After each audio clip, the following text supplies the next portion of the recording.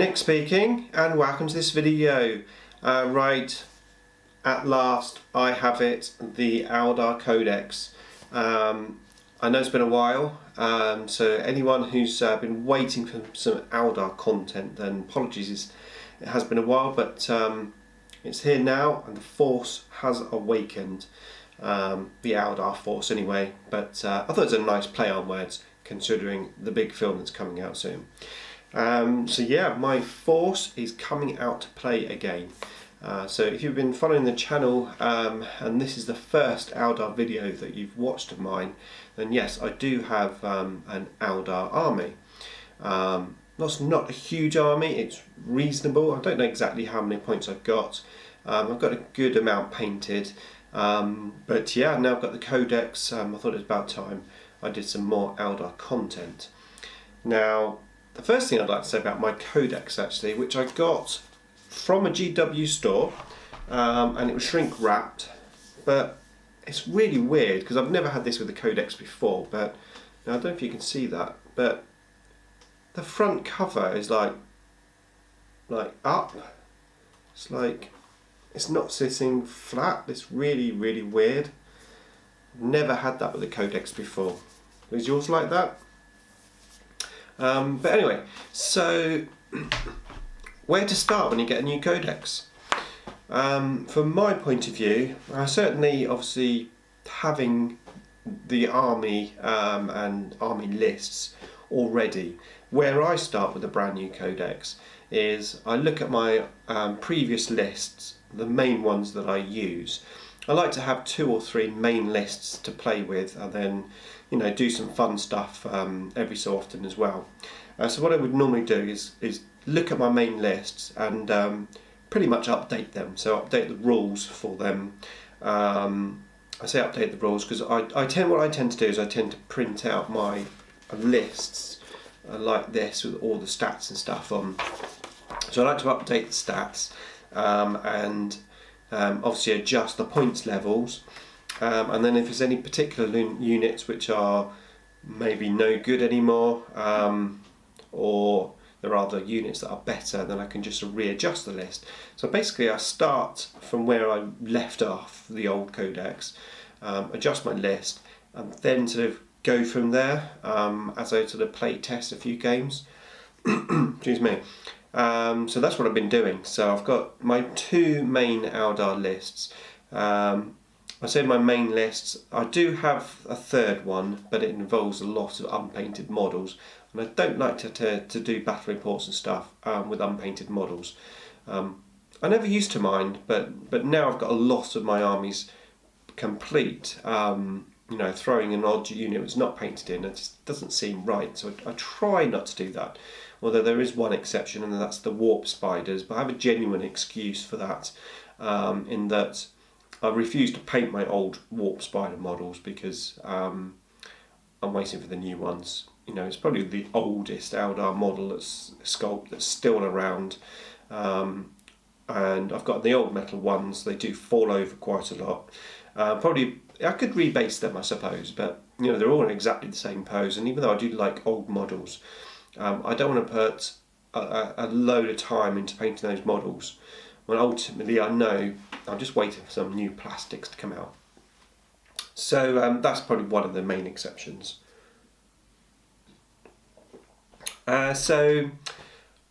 Disclaimer, I've got the Codex. Obviously I've looked through the Codex.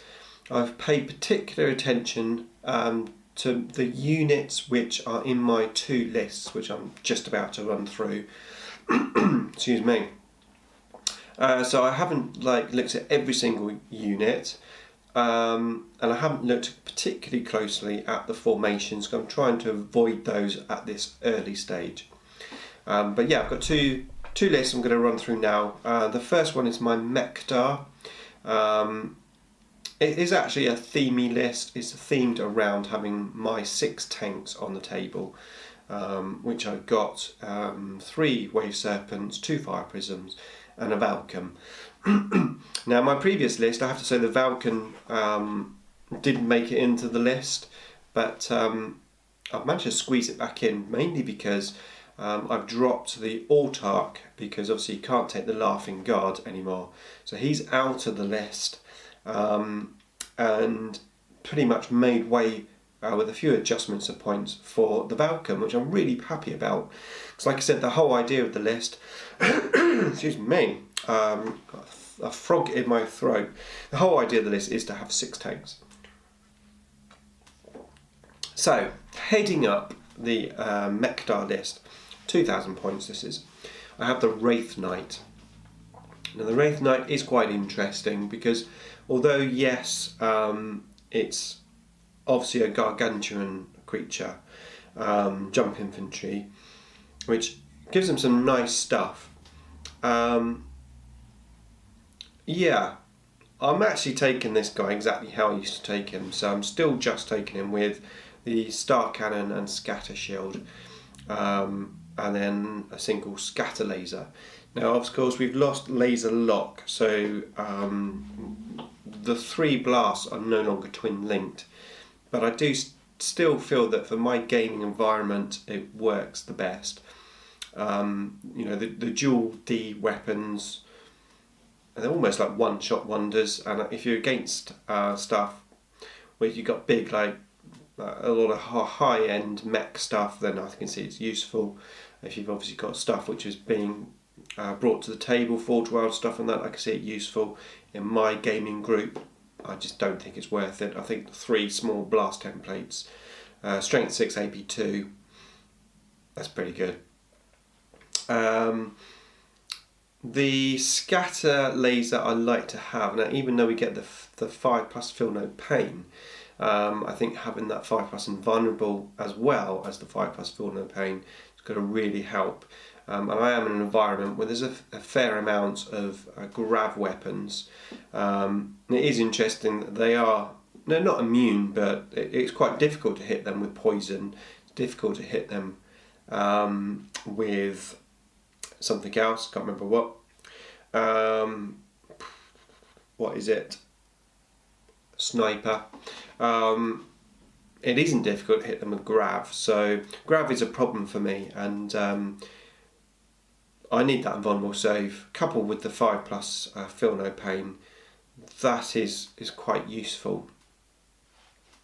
So that's how I'm taking him. Slight increase in points by 10 points, but all in all, I'm happy with him.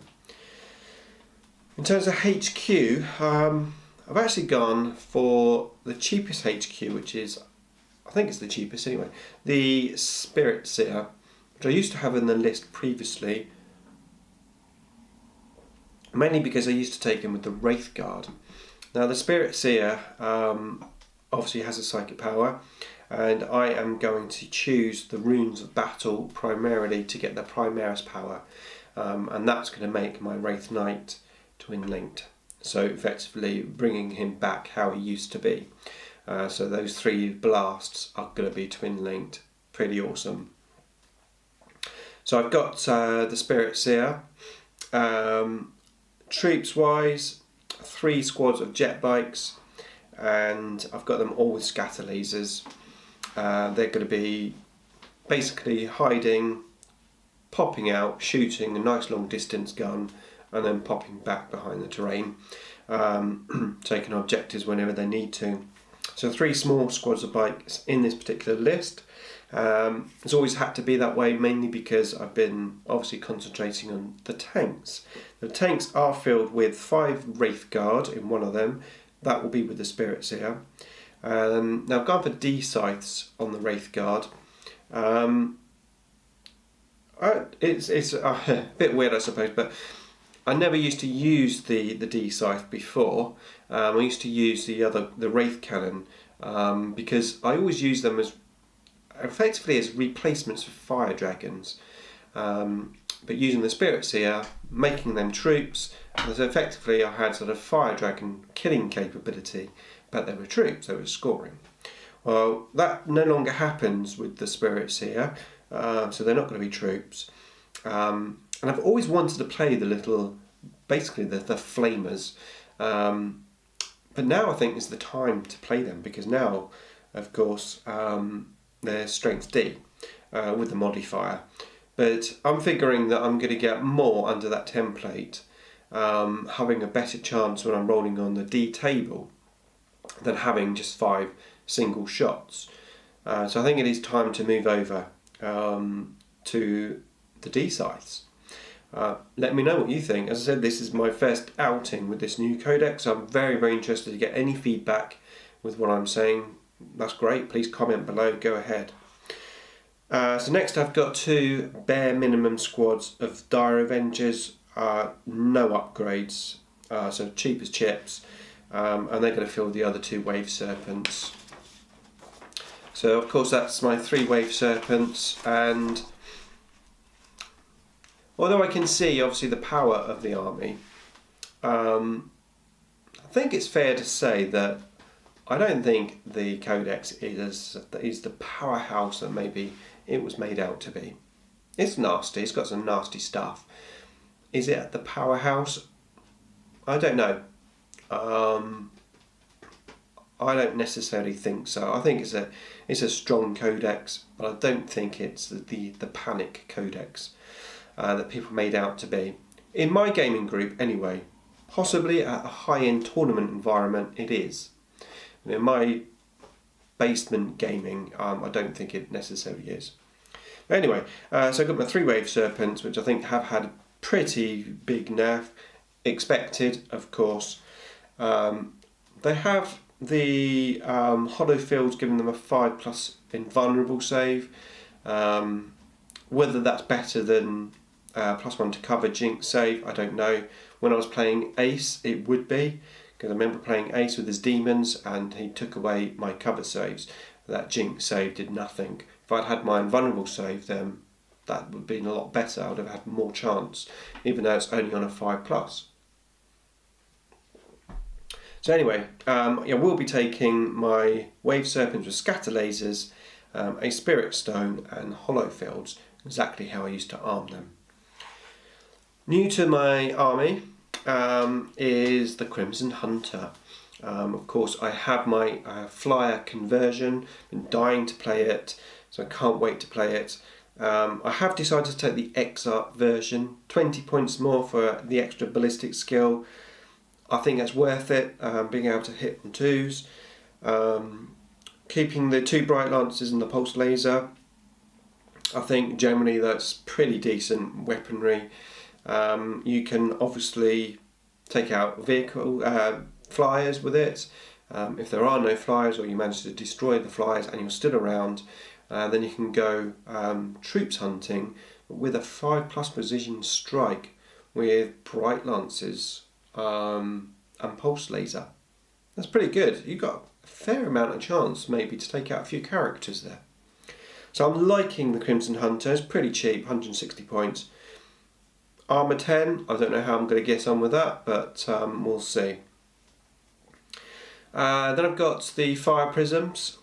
If I'm new to the Fire Prisms, I see it is the Squadron thing, where you can now not shoot one and make the other one, what was it? I can't even remember what it makes it. Does it make it +1 strength and AP? Yeah, I don't think it makes it twin linked like it used to. But you've got to take it in a squadron, and I'm not too happy about that.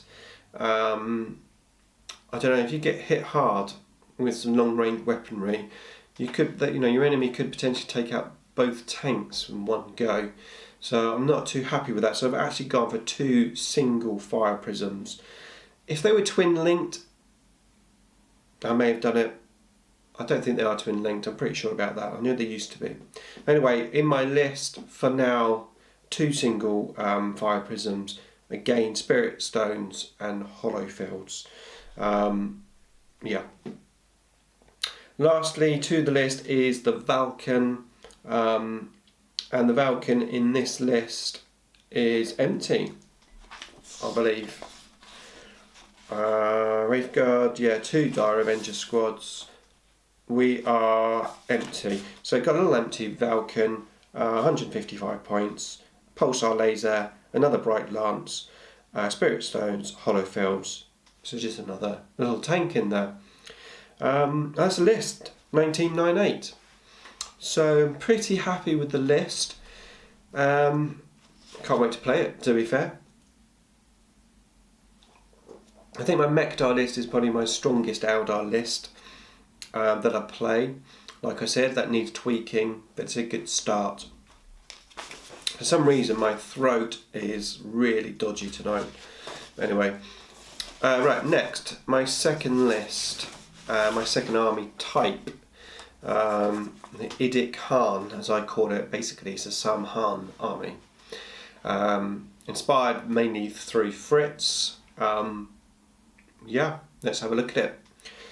So, now bearing in mind that I know there is the formations available to me, which potentially might enhance the list, but at this moment in time I've not gone with that. So we have a single Farseer on a jet bike heading up, and he has no upgrades, so just basic.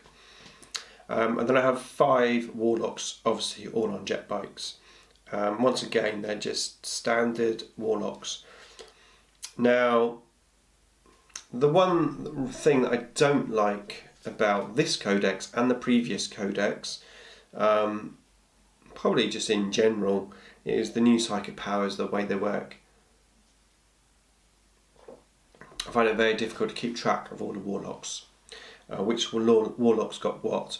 I've now resulted to having numbers on the bike, so put little numbers down, and I'm going to have to write down on a piece of paper each individual power that they got.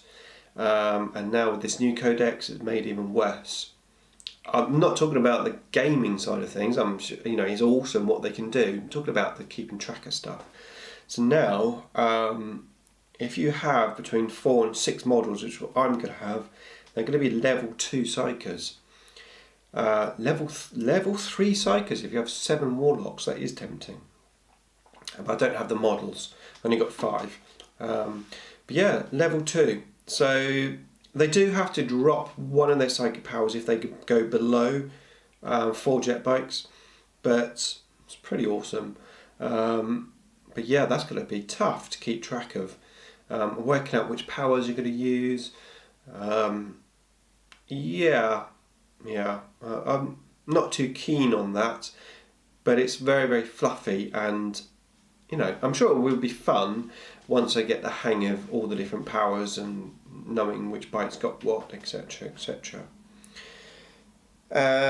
Okay, so in this list, where obviously it is Saim-Hann based, I've got 2 squads of 6 jet bikes. Now originally I did have 2 proxy warlocks on jet bikes with those jet bikes, but I don't want to use proxies in this. I don't want to use painted in this list. So these are just standalone 6 jet bikes. Shuriken cannon, scatter laser, shuriken cannon, scatter laser. I've gone for 1 squad of each for now to try them out. Of course, I don't have the right guns on the jet bikes. I have 12 bikes, so I do have 4 shuriken cannons, but yeah. So anyway, I think both guns are good. Obviously you've got 24 inches with the Blade Storm special roll, or 36 inches, 1 extra shot. I think they're both awesome, and I think in this list I could work with both. The other list I think I do need that long range, but this list I think both will work. Then I have 5 Dire Avengers, absolute bare minimum, and then I have a unit of 10 Dire Avengers. And the 10 Dire Avengers, I am going to have the X-Art with the Power Weapon and Shimmer Shield, which is how I like to use them. And then I have a Wave Serpent for the Dire Avengers. And again, I've got Spirit Stone and Hollow Fields on there, Scatter Laser, and a Shuriken Cannon upgrade because I was able to afford the points. So the 10 Dire Avengers will go into the Wave Serpent, and then the Dire Avengers will go into my Valken. So I have the Valken again, Bright Lance, Shuriken Cannon, Spirit Stone, Hollow Fields, so that will give me my 5 Dire Avengers in there. It's a nice little scoring unit. Saim-Hann based, so we've got to have some Vipers, so I have 2 squads of 2 Vipers. My Vipers have got scatter lasers and shuriken cannons and hollow fields, 5+ invulnerable save. What more do you want? So I have some Vipers. The Crimson Hunter Exarch makes it into this list as well. Again, it's a new model, I've got to play it, and I think it fits into the theme of both the Saim-Hann and the Mechdar list. So that's in there as well, along with my 2 single fire prisms. One of those fire prisms will have the shuriken cannon upgrade, the other one doesn't, just because of points availability. Spirit Stone, hollow fields on both of those. That takes me to 1999, so just under 2000. So I think it's a pretty decent list. I think it's not as good as the Mechdar. I think it's going to be harder to use in terms of the seer counts and stuff, like I said, but on the whole, I think it's pretty good. I think it's 2 good starting places for my Eldar, but like I said, I would appreciate any feedback from you guys that have been using the Codex. If I'm making any like fundamental errors there or something that I've missed. Obviously, like I said, there is a formation where I could have the 2 Farseers and the Conclave, giving me the extra abilities, but for now, I'm happy. Now, there is something else I want to talk about in this video, mainly because I've had a request for it. And that is about the Farseer and his psychic powers. What do I think of them, etc. So, like I said, I've only really, I've probably only really skimmed the Codex, but I do want to answer the question to my ability, and on top of that, if you've got anything else to add, then please put it in the comments below. But yeah, let's just get the Codex out. I'm just going to flick to the Farseer.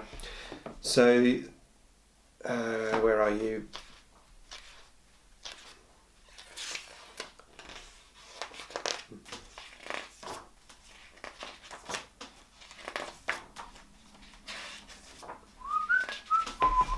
Here we go. Right, the Farseer. So, it's pretty cheap, 100 points. The new psychic powers have put me off Psychers. I have to admit, the random side of psychic powers really put me off. In the old days, you used to, you bought Doom, you bought Fortune, you bought Guide. They were easy to use because you didn't have to be, you could basically use all the powers from inside a vehicle, and they were pretty awesome. Now it is slightly different, and obviously in the previous edition we used to have the Mantark, the Autark with the mantle, which was awesome, and he took up my HQ slot pretty much all the time. So I didn't necessarily always have to use the Farseer, and actually it was a bit stupid really, I suppose, but Eldar is supposed to be a psychic army, but I just steered away from using the psychic powers. Too random, some fairly useless ones. Okay for the Seer Council when you got the Farseer on a jet bike, but if you're my mech list, the Farseer in the tanks is pretty much useless. So yeah, that's where I was sort of coming from. But now let's have a look at this Farseer. So now he's got some options regarding the powers that he can take. So he can take Demonology, the Santic ones, Divination, Runes of Fate, and Telepathy. Now, the way I look at taking psychic powers when I do take them is really the only power within each one of those things that you really need to be concerned with is the Primaris power, because that's the power you're definitely going to get. Now, yes, there are other powers in there. If there's a particular power that you think that would be really good, great. If you get it, fantastic. But obviously, you're not always going to get it. Even if you took Eldar and he's got like 4 dice, you may not get it still. So what I would suggest is you build your list, you build your army. If you're relying on the Farseer, or any other Psyker to rely on the Primaris power. That's your guaranteed power. So what I would do is I'd look at those 4 things and say which one has the best Primaris power for me. Now personally, the Demonology one, I don't really play demons, so that's pretty useless. I mean, unless I'm playing Ace Face, because it's the only demon player that I know. So I personally wouldn't take the Demonology. Divination gives you, the Primaris power is 12 inches, lets you re-roll to hit in shooting and assault, whereas your Runes of Fate have the guide, which is 24 inches, that lets you re-roll the hits for shooting. So you've got the range but not in the assault ability. Then you've got telepathy, where you have psychic, what's it called? Psychic Shriek, I think. Demonology, no. Divination, no. Pyromancy, oh yes, Tyranids. Right, telepathy, yeah, Psychic Shriek. That's pretty good as well. Basically leadership checks for your enemy. Out of all of those, personally, I think I would probably just go for the Eldar Psychic Powers, because guide is pretty good. It's got the range, you can guide the Wraith Knight, for example. I like it, and although yes, you could go for Divination because of the assault, but it's a smaller range. I mean, either one would do, to be fair, but I think I would go for the telepathy. Now, having said that, now is the time to look at the additional powers. Now, in Divination, if I can find a thing. Right, here we go. We do have some pretty decent powers in Divination. Misfortune, Perfect Timing. There's some pretty decent powers in there. And then when you compare it to the new Eldar ones,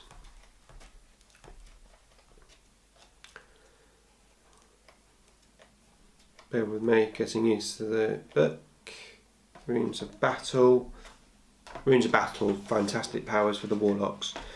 Runes of Fate. So you've got the usual Fortune, Doom, Mind War. What concerns me about the Runes of Fate powers is there's lots of Warp Charge 2 powers, but even so, I think the Primaris power is the main one, and personally with the 24-inch range of that power, that's I think the one that I would go for. Eldritch Storm, the question that I was asked particularly was about Eldritch Storm. Yeah, so Warp Charge 3 or 4. Wow. It's a pretty decent power. I personally don't own an Apocalyptic Blast template, so I don't know that I'll be trying to get that power. It is a pretty decent power, but Warp Charge 3, wow. I think if you're planning on using some of these powers, you might actually be best off using the formation with the Farseers in. I think it's that formation that gives you the ability to cast your spells on a 3+ as opposed to 4+, because you're going to have to throw a lot of dice at some of these powers to get them out. Yeah, and obviously if you've got Warlocks and Farseers on the table, you are going to have a reasonable amount of dice. But even so, if you want to get Eldritch Storm out, 4 dice, 3 dice, it's a lot of dice. I suppose you'd just put all your eggs in one basket, wouldn't you? You'd forego all the other powers and just go for those. But yeah, I don't see it being an amazing power. I think it's a big commitment. The chances of you getting it out often are going to probably be quite rare. But yeah, I mean, the only thing to do is play it, basically. I've not played it, so I don't really know. If I get it one day, I'll probably have a go at trying to get the power out. Well, certainly the Warp Charge 3 version anyway. But the Primaris power is where you want to look at if you're looking at psychic powers. That's the guaranteed ability and what I would use to base my army around. Okay, this video has gone on for much longer than I thought, but I suppose it's only fitting as the Eldar content has been very lacking lately, but we're back. So I've got my army lists. I'm going to be playing some games with my new lists, so watch out for some battle reports, and hopefully I'll be doing some more painting as well, some Eldar, because now I've got the Codex. I'm going to have a look at doing some painting. I've got some War Walkers that I really want to get painted, a few other bits and pieces, so yeah, keep watching. That's it for me. Hope you enjoyed the video, and I'll see you in the next upload.